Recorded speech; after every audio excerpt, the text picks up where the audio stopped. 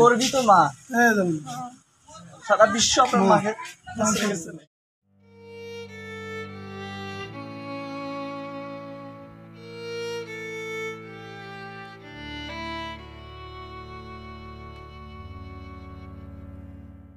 আবু সাইদ, যে নামটি এখন সারা বিশ্বে পরিচিত। দর্শক মণ্ডলী, চলে এসেছি আবু সাইদের বাড়িতে। আজকে দেখব আবু সাইদের বাবা মা এবং ভাই বোন কেমন আছে, এবং আবু সাইদ যে বাড়িতে বসবাস করতেন, ছোটবেলা থেকে বড় হয়েছেন, সে বাড়িটি দেখব। আশা করি সঙ্গে থাকবেন।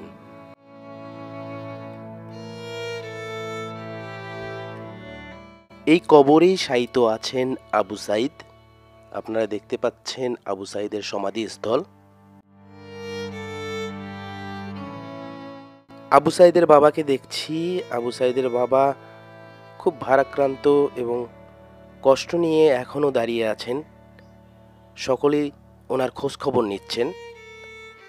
আবু সাইদের ঠিক সমাধির পাশেই আবু সাইদের বাবা দাঁড়িয়ে আছেন।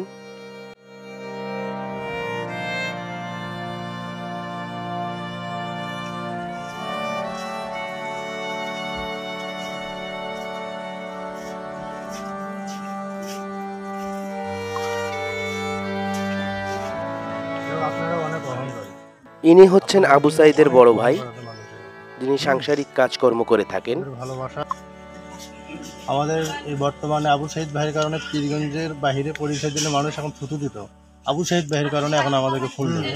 হ্যাঁ, এই বাড়িতেই আবু সাইদের শৈশব কাটে। দর্শক মণ্ডলী, এখন আমরা আবু সাইদের মাকে দেখতে পাচ্ছি।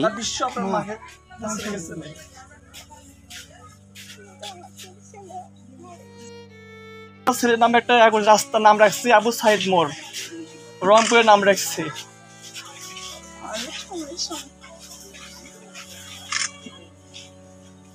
সারা জীবন স্মরণীয় হয়ে থাকবে, আজীবন স্মরণীয় হয়ে থাকবে। আর আপনার ছেলের নামে বাংলাদেশে যে কত কিছু নতুন ভাবে সৃষ্টি হবে তা দেখতে পারবেন আপনারা। আল্লাহ যদি বাঁচে, আমাদের পীরগঞ্জে ইনশাল্লাহ অনেক কিছু তৈরি হবে আপনার ছেলের নামে।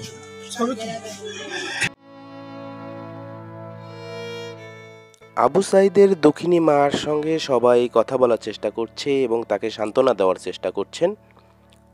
দর্শক মণ্ডলী, আবু সাইদের বাবা মা, তার পরিবার পরিজনদেরকে দেখে সত্যি আপনারও অনেক অনেক খারাপ লাগতে পারে, কারণ এত দরিদ্র ফ্যামিলি থেকে আবু সাইদ অনেক কষ্টে লেখাপড়া করতেন, অনেক বেশি মেধাবী স্টুডেন্ট ছিলেন তিনি।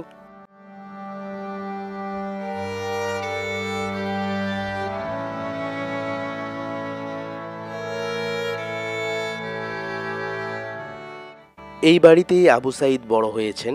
দেখেই বোঝা যায় শৈশবে তিনি অনেক কষ্টে এবং অনেক স্ট্রাগল করে বড় হয়েছেন, এবং তিনি অনেক বেশি মেধাবী ছিলেন।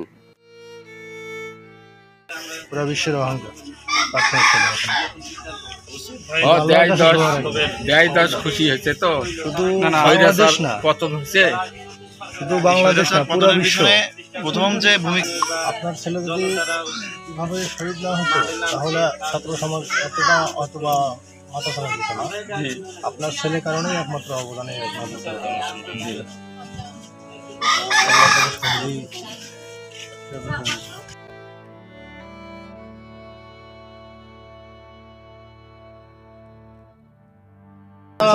ভাগ্যের ব্যাপার, ভাগ্যের ব্যাপার। আপনার ছেলের জন্য শুধু আপনার দোয়া, মানুষ আছে সবাই দোয়া করতেছে আপনার ছেলের জন্য।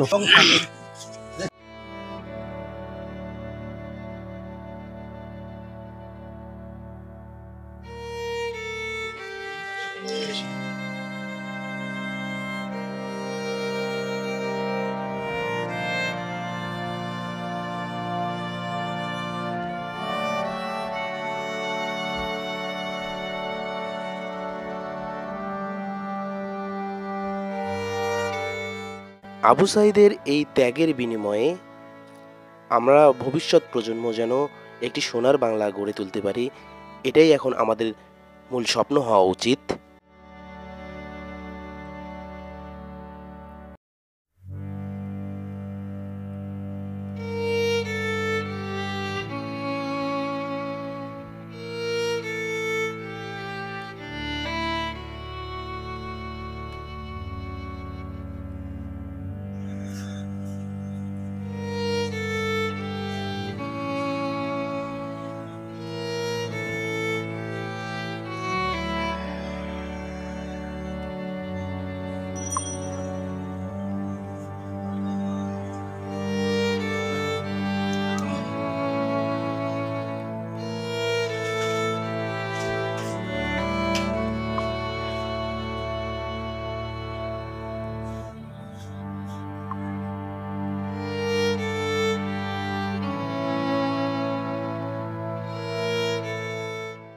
আল্লাহ যেন এই পিতাকে ছেলে হারাবার কষ্ট সহ্য করার মতো ক্ষমতা দেন, এই আশাই করি।